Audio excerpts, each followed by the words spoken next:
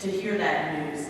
And of course, it's great to be with everyone here at IPW, Roger and the team that's always just done amazing work through these challenging times. And while the attendance may be a bit lower, I think all of the people, the suppliers that are here are even more thrilled because they get a lot more time with the buyers that we were able to bring in.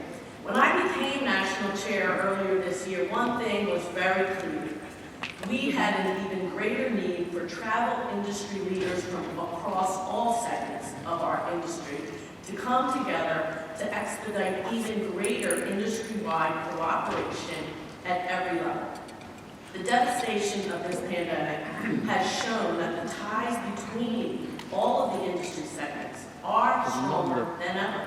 And I am so proud to say that U.S. travel, as always, has been quick to adapt and, despite the great challenges that we've all been through, broaden our U.S. travel membership base. Through U.S. Travel's focused and creative efforts, such as these examples of Let's Go There and Let's Meet There initiatives, an expansive focus on securing federal relief, the association has been able to attract what we call some new non-traditional players to the table, which just amplifies the collective voice for policymakers and strengthens our ability to address the enormous challenges and opportunities that we have as we move forward. From the largest corporations to the smallest destination marketing organizations, all sectors of travel have come together to build support.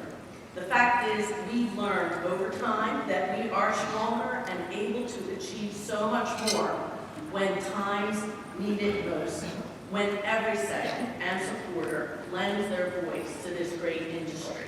This year's IPW is certainly a prime example of the power of our industry.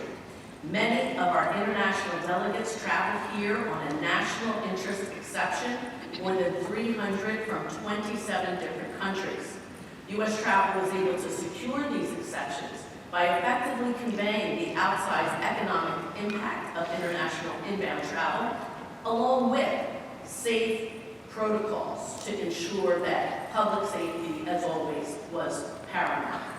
This is a real testament to the influence of this association and the value that is recognized that IPW brings to the U.S. economy. Now, as we know, we won't need that exemption process going forward, which again is just great news. Travel, we know, touches so many other industries outside of our own. It supports millions of jobs in the U.S. across this country. And it does break down barriers and connects us all to one another. So as we move through this recovery phase, it is my goal as chair of U.S. Travel to ensure that we continue to expand our reach, welcoming every segment of the travel industry to this association. U.S. Travel is truly the bedrock of our diverse, dynamic industry, and as Roger said, 52 years of IPW, I can't think of a better example, where we are bringing people together. We know we are stronger together, and together I know that we can build an even more collaborative industry, the public and private cooperation and work that we can do together as we move forward from this pandemic. So it is an exciting time to be part of the U.S. Travel Association.